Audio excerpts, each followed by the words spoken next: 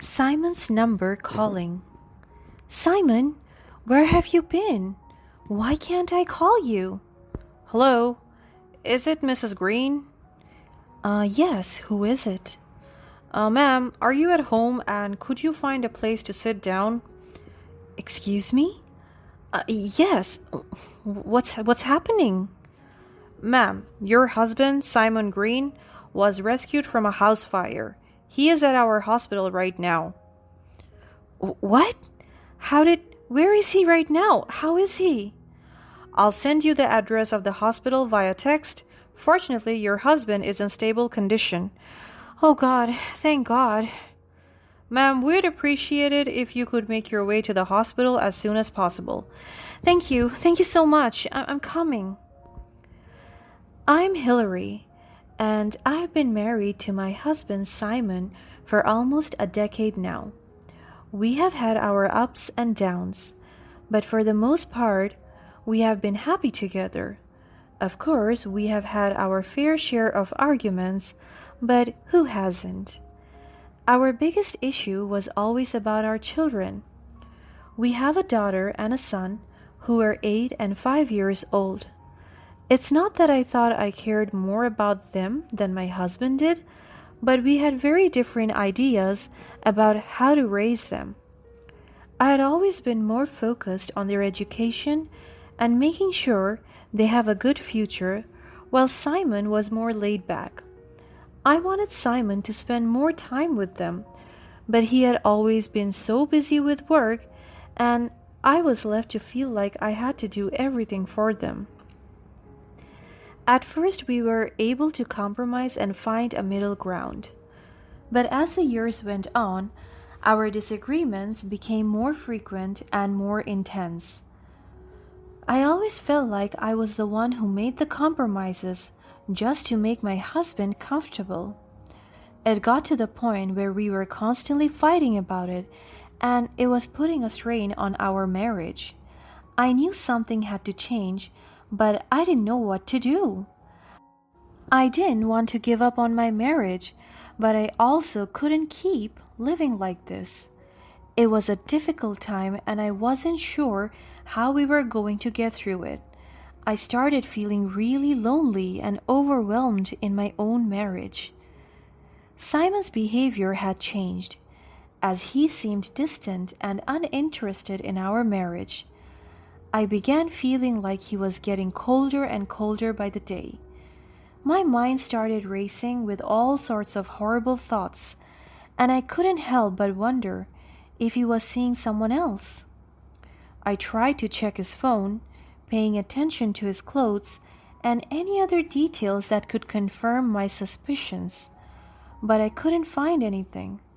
Simon had always been good at covering his tracks, and I couldn't find a single shred of evidence to support my fears. Then I tried trusting him. I worked on my own self-esteem and convinced myself that I was just being paranoid.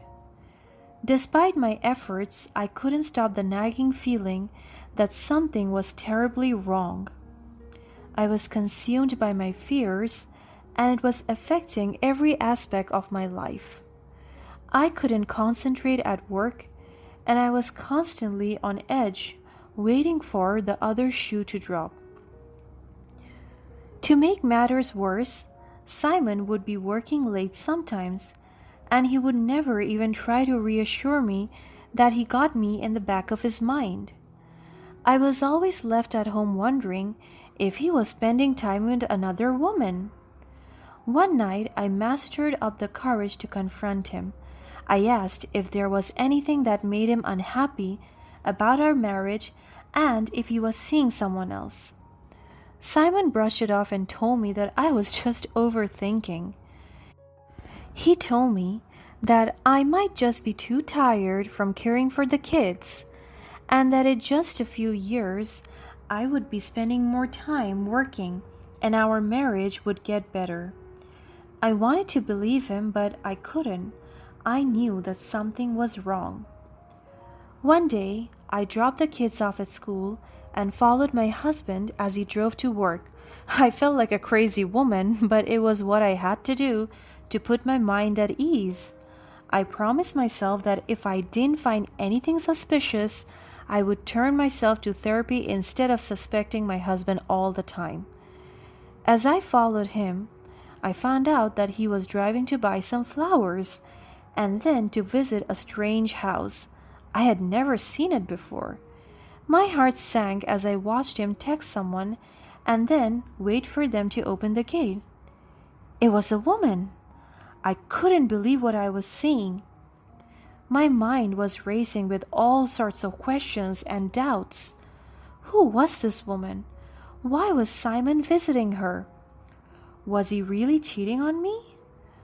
I was ready to catch him red-handed, but then I realized that I knew that woman. She was Patricia, his mother's former neighbor and close friend. His mother had passed away a few years back, and Patricia was one of her closest people. It all started to make sense now. I checked the calendar and saw that it was a few weeks prior to Mother's Day. He must have been visiting her to make sure that she was doing well despite his mother's passing. I felt a rush of relief wash over me. All the doubts and suspicions vanished, and I felt ashamed for doubting Simon. I realized that I had been so blinded by my own insecurities that I hadn't given him the benefit of the doubt. Plus, I thought it was sweet that he visited the house of his mother's friend for that special day. I was reminded of what a loving and affectionate person that my husband was. That night, I was relieved to know that my husband wasn't doing anything behind my back. However, our problem stayed unresolved. Simon remained cold and distant. He didn't seem to want to talk to me or even be near me. When our children came to him eager to play, he pushed them aside again and watched TV alone. It was like he had shut himself off from his own family, and I couldn't figure out why. I constantly blamed myself because now that I know he wasn't cheating, it felt like I was the one to blame. Was it me that made this marriage so suffocating to him? I tried to talk to him, but he would always brush me off. To make matters worse, just a few days after that, he announced that he was going on a business trip in the next few days. He didn't even bother to ask me if it was okay. He was just letting me know. I was hurt and angry that he didn't even consider talking to me about it. We had a huge fight. I can't believe you just announced that you are going on a business trip without even asking me if it's okay. Do you not care about how I feel? It's just a business trip, Hillary. I didn't think it was a big deal. Of course it is a big deal. You can't just leave me with the kids and not even talk to me about it. I have my own work and responsibilities too. But this is an important trip for my career. I thought you would understand.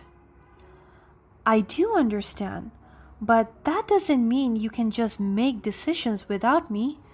We are a team, remember? I'm sick of this, Hillary. I can't make decisions for myself anymore. What? You're being unreasonable. You need to communicate with me in a more thoughtful way. This is not about you making decisions for yourself. This is about how your decisions affect all of us. He didn't say anything and just walked out of the room. I was left standing there feeling frustrated and alone. It was as if no matter what I said, Simon wouldn't listen. The next few days were hard. Simon didn't call me or even text me. I didn't know where he was or what he was doing. I tried to keep myself busy with work and looking after the kids, but it was hard without him there. Plus, I couldn't even contact him. It was as if I was a burden to him, and not his wife or the mother of his kids. I knew that he might have been too occupied with the meetings, but still, something told me that that was not the real reason. Finally, I got a call from the middle of the night. It was from his number, but a stranger's voice was on it. The moment I heard that strange voice, my heart almost jumped out of my chest. Simon, where have you been? Why can't I call you?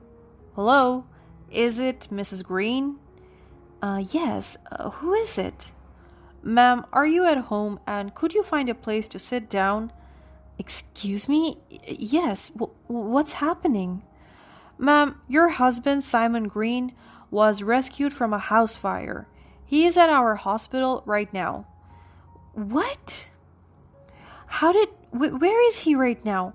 How is he? I'll send you the address of the hospital via text. Fortunately, your husband is in stable condition. Oh God, thank God. Ma'am, we would appreciate it if you could make your way to the hospital as soon as possible. Thank you so much. Thank you. I'm coming. My heart started racing as I imagined the worst. What had happened? Was he really okay? I went straight to the hospital, eager to see my husband.